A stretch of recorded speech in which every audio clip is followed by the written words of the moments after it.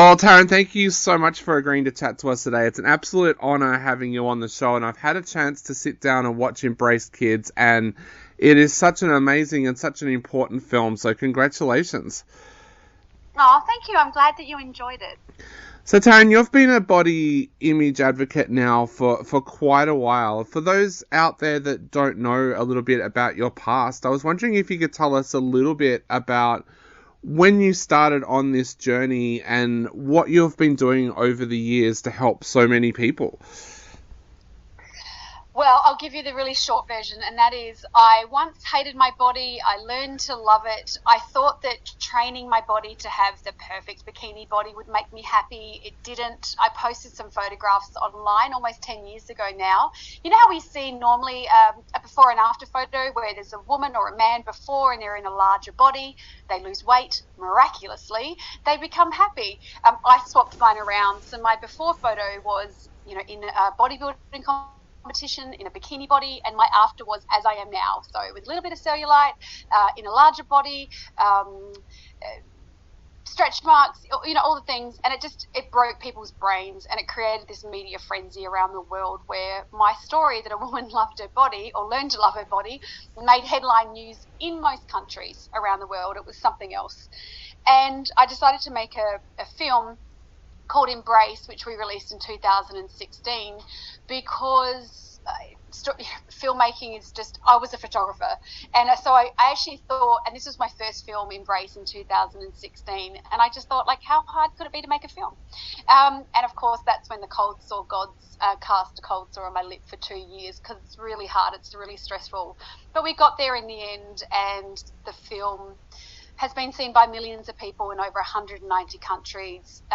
It even beat Guardians of the Galaxy and King Arthur in Germany, where we had 52,000 Germans come to the cinema on one night to watch this film.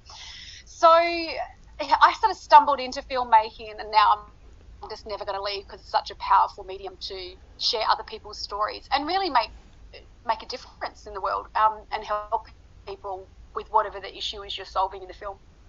It's such an important message to get across, because I had a similar journey to you. I went from being a fit and healthy footballer with what most would have considered the perfect athletic body to having to go on experimental drugs for a cancer that I had that made me put on 60 kilograms. And since then, my weight has just fluctuated back and forth, back and forth. How important is that for you to get that message across, that it can be the opposite? Like you said, so many people are used to the before and after photos being what we see with Jenny Craig and Weight Watchers and people like that. How important is that for you to get that message across, that our bodies change over the years? It doesn't even have to be because of medical reasons. Yeah, I think we need to start honouring health, that it's not just physical, it's emotional, mental, spiritual, and we're so quick to judge other people. We see someone in a larger body and we immediately think, oh, they're overweight and they must be unhealthy. And I think what we need to realise is that we all come in different shapes, sizes, abilities of bodies, and things change, for us. Your example is a classic example, a really sad one, of course, having to take the drugs. It changed your body. It wasn't your choice. But if we can just stop as a society even talking about other people's weight. I mean, I remember that when I lost a bunch of weight, I remember people coming up to me in the street and saying, oh my gosh, you look amazing, you've lost so much weight. And it was almost like they were treating me like I was inspirational because I lost weight. But when I put the weight back on, because that's what you do when you diet, no one was coming up to me saying, oh, you've put on weight. So what about we just make it irrelevant? Who cares? These are our bodies. And in terms of everything I've been doing for the last 10 years, it's about empowering people to get the most out of what I consider not to be an ornament, but the vehicle in our lives, which is our bodies. And that's what this film is all about. It's about inclusivity, diversity. It's about acknowledging that we come in all different shapes and sizes. It's about getting the most from your body. How can you move it? How can you nourish it? How can you respect it? But mostly, how can we enjoy it? You know, we've got 28,000 days on the planet. If we're lucky, we're not meant to be at war with our bodies. Exactly. Now, Embrace Kids focuses largely on children, of course, as the name suggests. Tell us a little bit about that journey with children, because I couldn't imagine what it would be like being a child at school these days with social media and things like that. Tell us a little bit about what made you decide to focus on children this time around. Well, it was the number one piece of feedback that I had from people after they watched the first film was, I wish I had seen this film when I was younger. So I knew I needed to make a film for 9 to 14-year-olds with a bit of wriggle room either side. And you're so right. Kids are under enormous amounts of pressure through the media and advertising, social media, all the things. What we know is that when young people appreciate their bodies, they're more likely to look after them. They're more likely to be physically active and eat well and avoid alcohol and other drugs. We know that embracing our bodies, it was hashtag love your body for a long time, and now people are going, oh, right, there's science and evidence that suggests that embracing your body is actually going to be good for your mental health and physical well-being. So I'm glad that everyone's sort of cottoning on to this concept now. But our kids are, living in a world that tells them to be anything other than what they are. And they weren't born that way. And I think that's why in the film we cover off really big subjects to help inspire them and show them real role models in life. When we talk about inclusivity and representation, diversity, disability, gender stereotyping, and we really cover it all in this film. There's some heartbreaking stories in this film, and I'll admit that I teared up a couple of times when I was watching the film. How difficult was that for you as a filmmaker, hearing some of these stories when you sat down to interview these kids? Just as a human being, right, and a mum to kids as well, and an empath, it was incredibly difficult hearing some of their stories. I mean, sometimes when you hear stories about kids being bullied, I actually get quite fired up about it. There was a lot of times where we all had a bit of a cry in the office about some of the things that we were watching, and especially in the edit suite.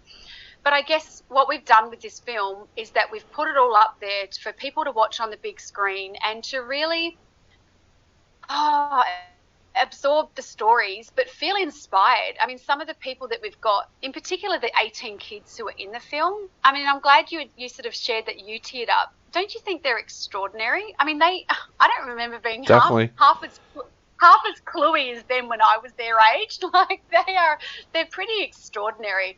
And I think working with these kids gave me a real sense of hope. And as cheesy as that sounds, I feel like the world's in very capable hands with this next generation.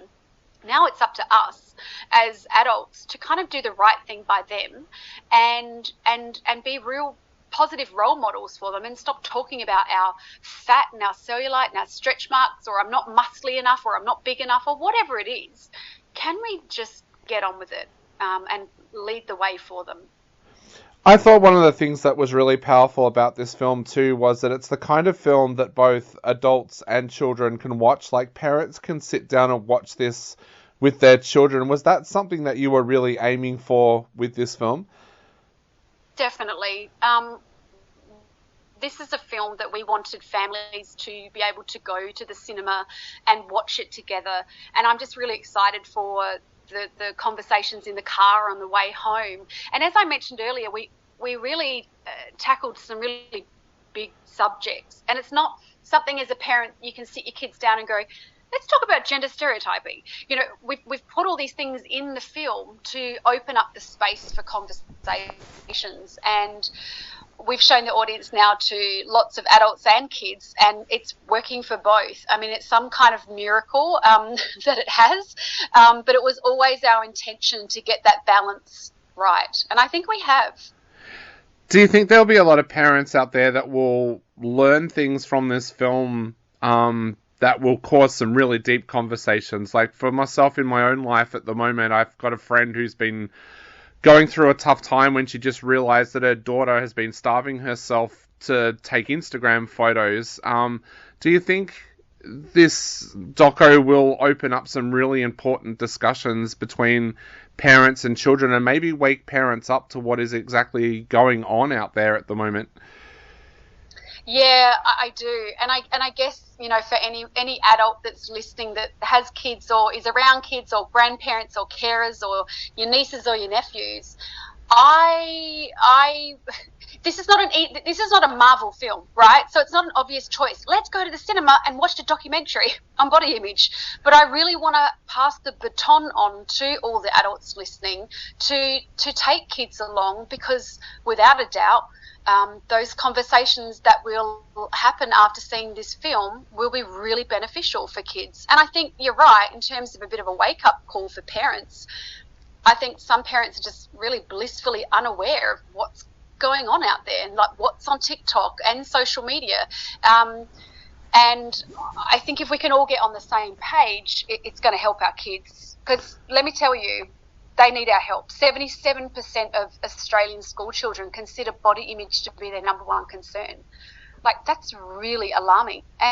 And quite frankly, I think quite unnecessary. We weren't born in the world hating our bodies, so let's fix this. Definitely. And there's a companion book as well to the film. Tell us a little bit about the book and how it ties in with the film, and also, importantly, where people can grab a copy of the book as well. Yes, so in making this film, I teamed up with Dr. Zali Yeager. She was an associate professor at Victoria University, and I have to say it was the hardest thing about making this film. As a director, you want to set up the problem, and then you want to go find the answers, and you want to solve it, and there's that lovely arc and that narrative. But there were so many things we couldn't do in this film because we couldn't show kids the stereotypical body. We couldn't show them more imagery because it would do them damage. So we ended up using dogs, if you recall, in the film, because we can talk about dog bodies, and we love dog bodies, and we don't expect a sausage dog to be a bulldog and all the things. So Dr. Zali Yeager and I, we teamed up to make, and her job was to make sure it was safe and effective for kids. And we knew that parents would see the film and be well and truly on board to help their kids, but they would need a how to do it. And when I asked Zali to write the book with me, she was like, a hard no. I'm like, what? What do you mean? She's like, every parenting book I've ever had makes me feel bad about the type of parent that I am. I don't want to write another one.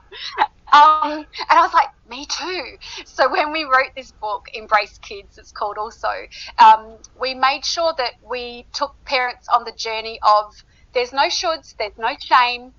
Whatever you've done up until this point, you've done, and that's cool. But here's some information, and here's your choices moving forward. So it's a really empowering how-to book, and it's available, I mean, everywhere. Penguin's our publisher, so all good bookstores. But one thing I would love to share is that Dr. Zali Yeager and I and a team of health professionals, including academics and teachers and clinicians, we have been working on the embracehub.com, and it's a suite of free resources for kids, parents, teachers and sporting coaches. And it's the biggest project I've ever worked on. It's all there. It's free. It's a website.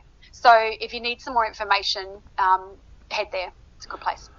Definitely. Well, Taryn, thank you so much for taking the time to chat to us today. Listeners, head out and see this film. It's screening as part of the Melbourne International Film Festival, and it's opening in cinemas nationwide on September 1st. Go to the Hub and buy the book as well. This is a very, very important film. It's a very important book, so definitely go out there and share it with your children as well.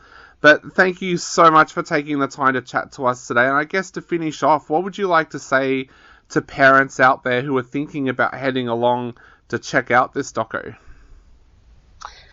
I want them to know that this is the most important film that your kids will see this year, and it has the potential to change their life and make them feel better about who they are in their bodies. So please go watch this film and tell everybody when you do.